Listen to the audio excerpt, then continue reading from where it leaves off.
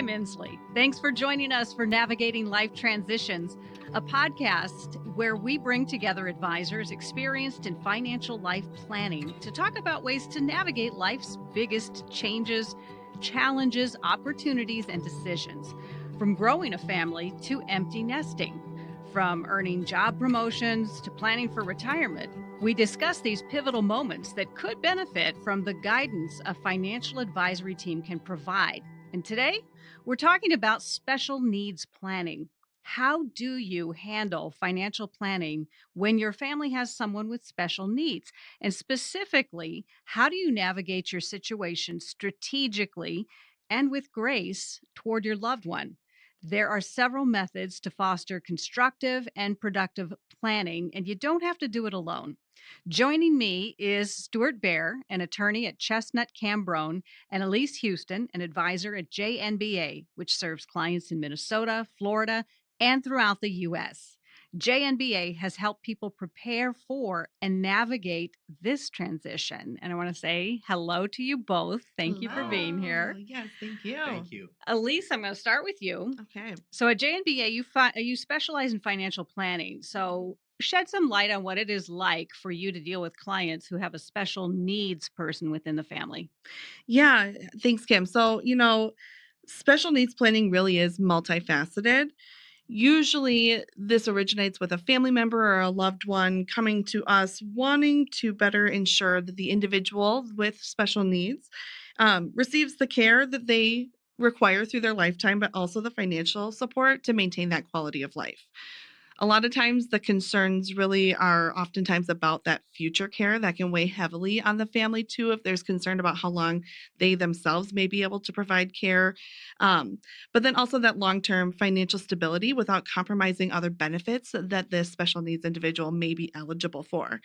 It's interesting. I was looking at a study recently that really surveyed families who do have a child with special needs. And of those families surveyed, 69% of them said that they were really concerned about being able to provide lifetime care for that child.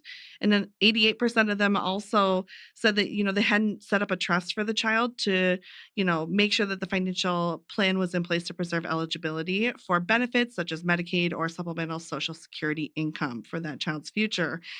And really by engaging in open communication, seeking support networks, exploring legal and financial planning advice, families can navigate that caregiving journey with oftentimes more confidence. They just have more information. They know the resources. They have that support network in place to really ensure the well-being of their loved one with disability for their lifetime. And that's really what we do at JNBA. Our job is to pull together a team of professionals and really help that family think through those strategies to figure out what is the best plan for their loved one for their lifetime. As you're talking about that, I think, we stress enough about planning for retirement, but you're planning for retirement and then another 40, 50 years maybe or more. Yes. Yes. It's hard. It's really complicated. Yes. So Stuart, you're our legal expert today, and you specialize in this. I'm just gonna say that outright, given the number of clients that you have in this situation. So, what are some of the key legal aspects that you go over with your clients in terms of special needs planning? Right. Well, thank you. I think I first want to start with the person with the special needs. And I want to play what if. As you were mentioning, we're planning not just when a person passes away, but for the next 40, 50, 60 years. So I want to make sure that there's the right legal documents in place that will replicate the authority the caregiver has to assist the person with the disability. So I'll inquire about guardianship. Is a guardian appointed at this point? Does it need to be appointed in the future? Who would be the contingent guardian? A guardian is the person who oversees the welfare of the person with the disability. The conservatorship relates to the financial matters. Who's going to assist that person in paying bills or overseeing any assets or protect them so they're not being taken advantage of by another person? Right. Perhaps the person with the disability has a bit more capabilities, which is wonderful. So then I want to talk about a financial power of attorney for that person, appointing someone to assist them if they do need assistance with financial matters.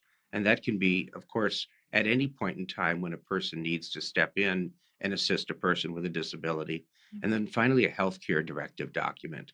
A healthcare directive document is critically important because, first and foremost, it has a HIPAA release in it. Mhm. So the advocate then can know what's going on Mhm. from a medical perspective and really provide that person with the disability assistance. It also goes on to talk about end of life care. It talks about who would be making those decisions, those substituted decisions, if the person with the disability is not capable of making the decisions. And then it goes on to some other things that I think are rather empowering for the person with the disability, whether the person with the disability would want to be an organ and tissue donor when Mm. they pass away, and also what's to happen with their remains. Do they want burial or cremation? And if it is a burial, where to be buried, and cremation, where they want their ashes scattered. The timeline of this is so difficult because you may designate all of these people who may not live long enough for that person's life. And you may be talking about a 10-year-old child who's going to be having a different opinion, Mhm. maybe about end of life things when they're 25 Right. and an adult. So I would think you would have to revisit this plan fairly Yes. frequently. Yes, even though I draft into the plan that the named representatives typically have the ability to name their successors Mhm. to provide for continuity, or name a list of potential people who could be the successors, I try to instill in my clients that really the true shelf life of any good plan from the legal perspective is 3 to 5 years. Now, Mm. that's not to say we throw it away, but the moving part with anything is human beings that come in our lives.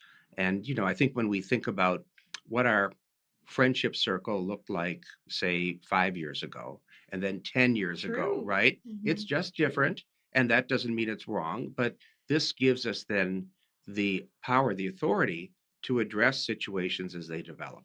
Well, and similarly too, it's it's really with any estate plan that you revisit, to Stuart's point, the people in your life change, but also the makeup of your family continues to change. And so, to your point, maybe if this child you're planning for is 10 years of age, they may have siblings that are minors as well. Mhm. And as they all mature and get older and reach adulthood, you, the parent, may feel differently about maybe having a sibling serve in some of these roles, or Right. maybe siblings by that point can express that they don't want to have to be the one gatekeeping for their sibling. They want to be there for their sibling in other ways, and they would prefer to have independent professionals or others involved in the plan as well. Yeah, good point. That's a great, great point. In fact, that's something I do talk to my clients about, that there's roles for the sibling to play in terms of maybe being the safety net or the overseer, but in terms of being involved with financial matters and being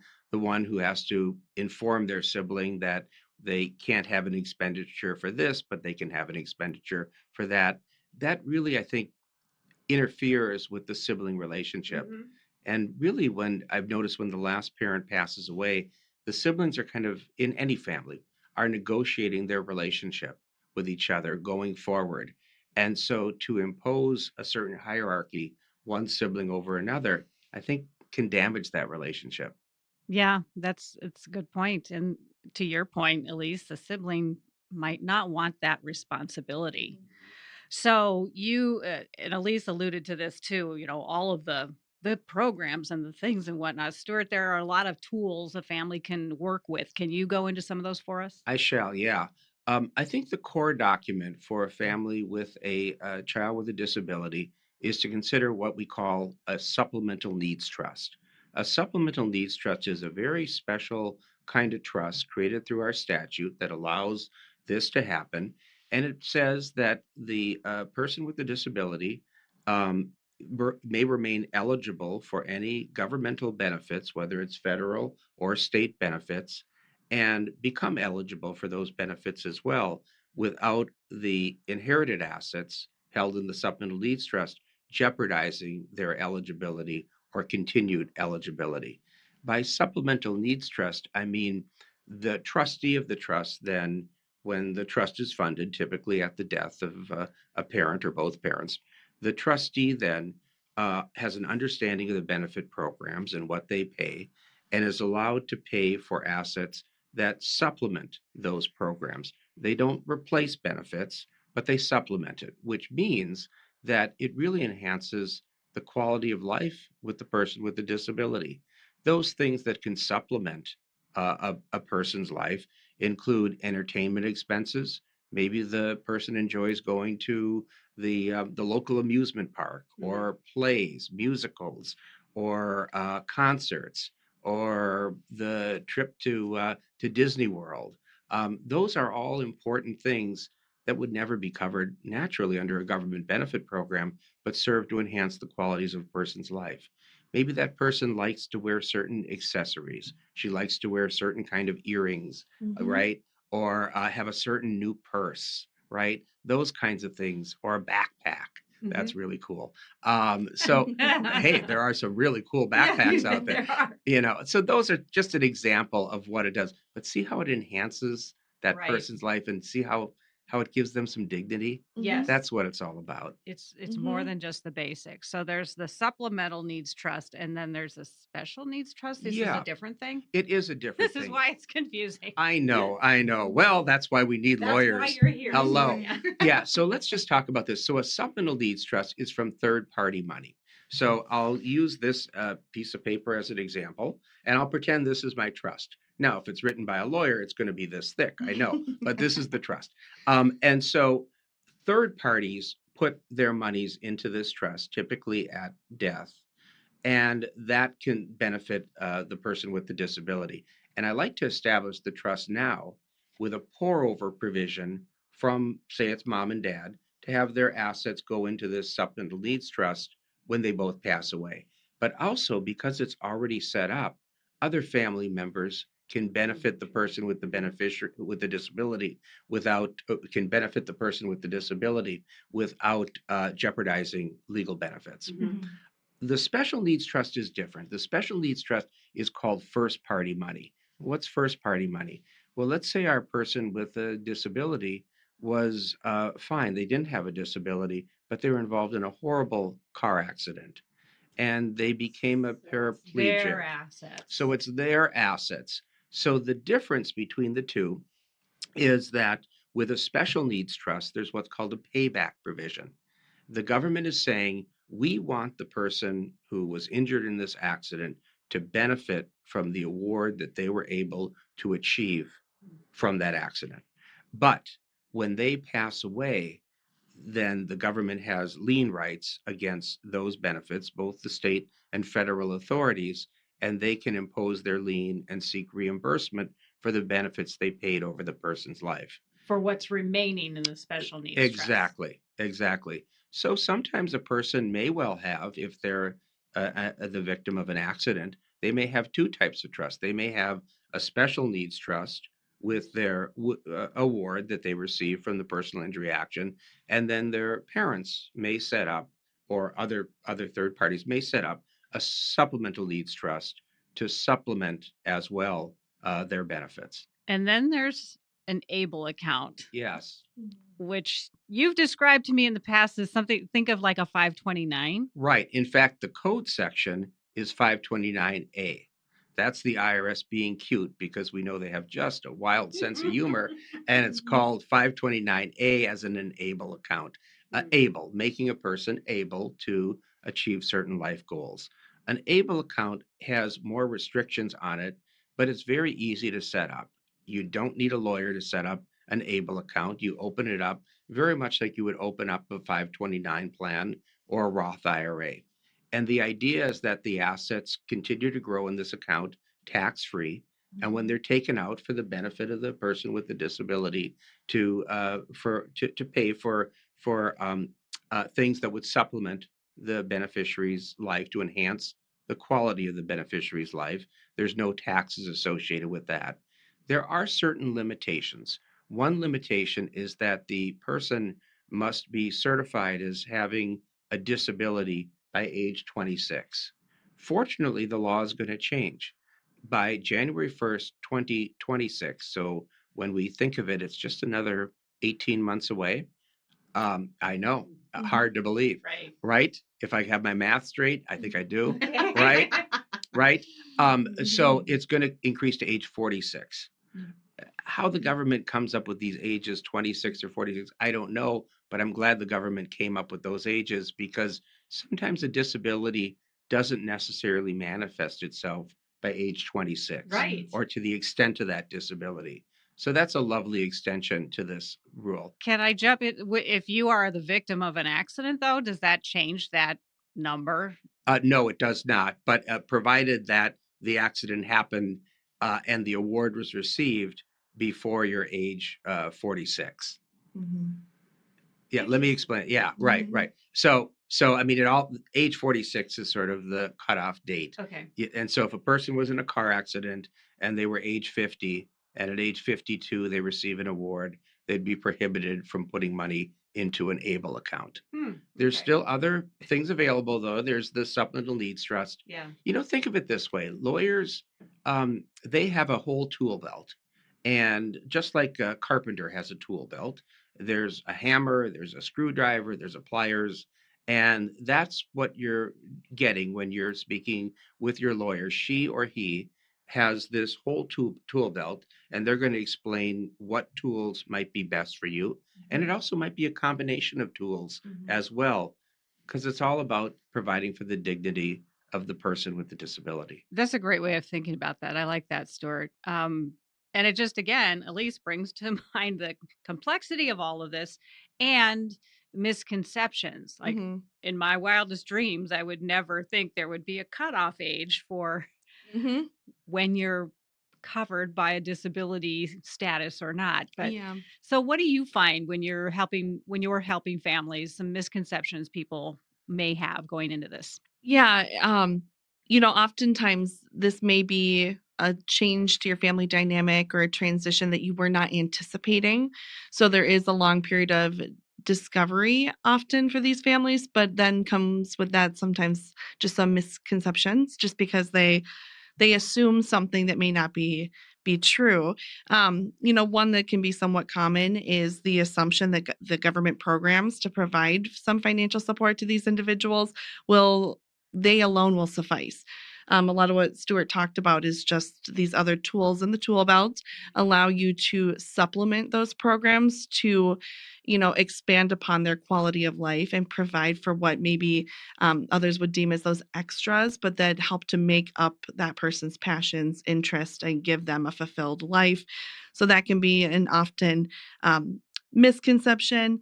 Um, maybe there's also not an understanding on what those gaps in coverage could be, or maybe too, they just think, oh, I can just give my child or this family member additional monies on top of their programs with no issue. They're not aware of some of those limitations that might put some of those programs in jeopardy. Um, Another, I think, too, is just the emotional toll or um, kind of around the fear and the worry that family members can often Right. have around this. I mean, I'm sure once you are in the midst of it and you are now advocating for this individual, it's probably become somewhat apparent just how much of a toll that can take on you and your family members. Um, but we oftentimes will hear questions, saying, who's going to care for them when I'm not here? I'm their parent right now. Um, I am committed to the care of this individual, but if I'm not here or I can't, who will? And then also, just as I get older myself, if I'm no longer physically able to, lift them, if they need to be lifted from a wheelchair into bed, or if there's different things that require just some physical support for the individual, how are we going to pay for that? Who can help with that? And what are my resources?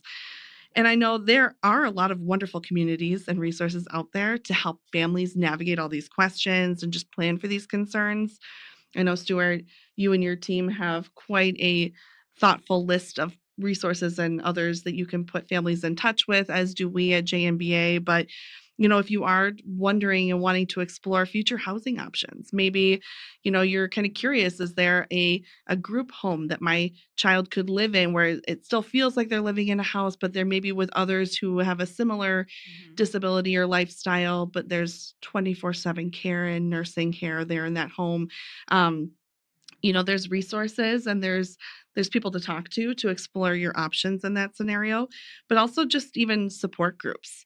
Having a community of other families or other individuals who are navigating this same change to their family dynamic, who maybe have similar questions and concerns, to be able to lean on one another can really be helpful as you're trying to wrap your mind around, what the future for yourself, but also your family members will look like in the midst of this change. I think you raised such a good point because part of the holistic approach that I know we both take is a focus on the person with the disability, but also on the caregiver and making sure that they have mental wellness and physical wellness as well. And so, if we can insert in our planning opportunities for them to get some respite care, Mm-hmm. they're just going to be that much better of a caregiver. Right. And I think it starts with what you were saying, making sure that the person with the disability has good places to be, a good place to live, the security of people around them who look out for them. I think that gives the caregiver a lot of peace of mind. Exactly. Yeah, I mean, it's not about I have to save every penny that I have so that I can make sure, again, that these funds last another 60 years beyond me, Mm-hmm. but realizing in order to provide the best care, maybe you have to spend something now. And to me, having the team to help you through this, because mistakes can be made and they can be really costly if you don't know what you're doing. So as we wrap this up, Elise, I'll start with you. What advice do you have with families that are just starting this very long journey? Yeah, I think start early. As Stuart's kind of alluded to here, there's a lot of tools and resources out there for families who are navigating this. And it will likely change over time too, as the individual with the special need or the disability at this, as they progress, as they maybe do seek out their own programs, maybe they even start to take some classes, maybe they are hoping to become more independent themselves, the planning work that needs to be done for them, the support that needs to be provided to them will change. So yeah, definitely seeking guidance from professionals early can be really helpful, just to make sure that you're taking advantage of not only the resources that are available to you, but that there's a clear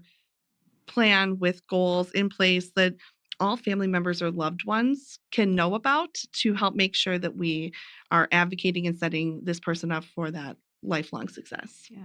What would you advise people, Stuart? I would say that the collaboration between the lawyer and the financial advisor is really key to the relationship. And I know in working with JNBA advisors that they're very collaborative, and I enjoy it because I can make legal recommendations, but so much of it is financial as well.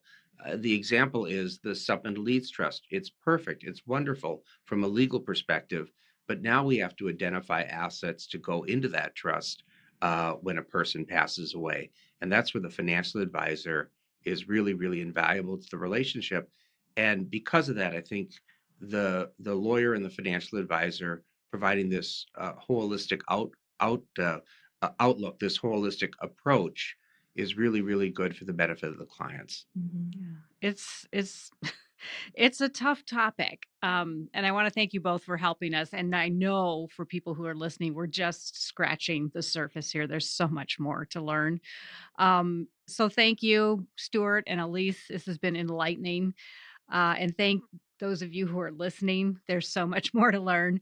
And we hope you'll listen to our other Navigating Life Transitions podcasts. You can get the full list of episodes available online.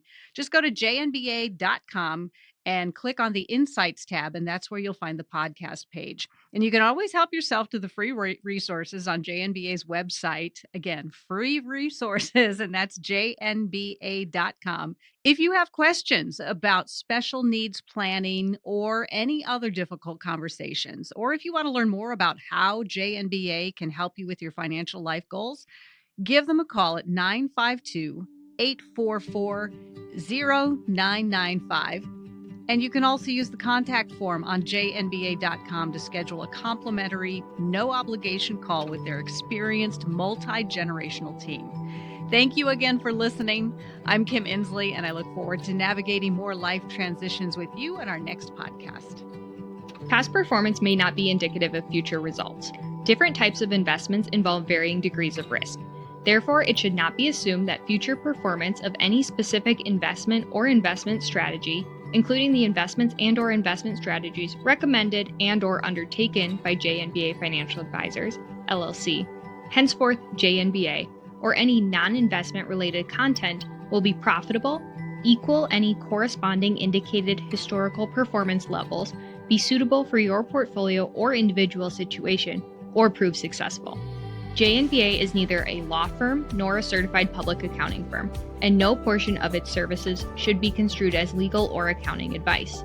JNBA is not an insurance agent, and no portion of the above should be construed as insurance advice. All insurance issues should be addressed with the insurance professional of your choosing. Moreover, you should not assume that any discussion or information contained in this podcast serves as a receipt of or as a substitute for personalized investment advice from JNBA. A copy of our current written disclosure brochure discussing our advisory services and fees is available upon request or at jnba.com. The scope of services to be provided depends upon the needs and the requests of the client and the terms of the engagement. Please remember, if you are a JNBA client, please contact JNBA in writing if there are any changes in your personal, financial situation, or investment objectives for the purpose of reviewing, evaluating, and revising our previous recommendations and/or services, or if you would like to impose, add, or to modify any reasonable restrictions to our investment advisory services. Unless and until you notify us in writing to the contrary, we shall continue to provide services as we do currently. Please note, all services provided by Kim Insley are separate and independent of JNBA Financial Advisors. For complete disclosure information, please visit jnba.com/disclosure.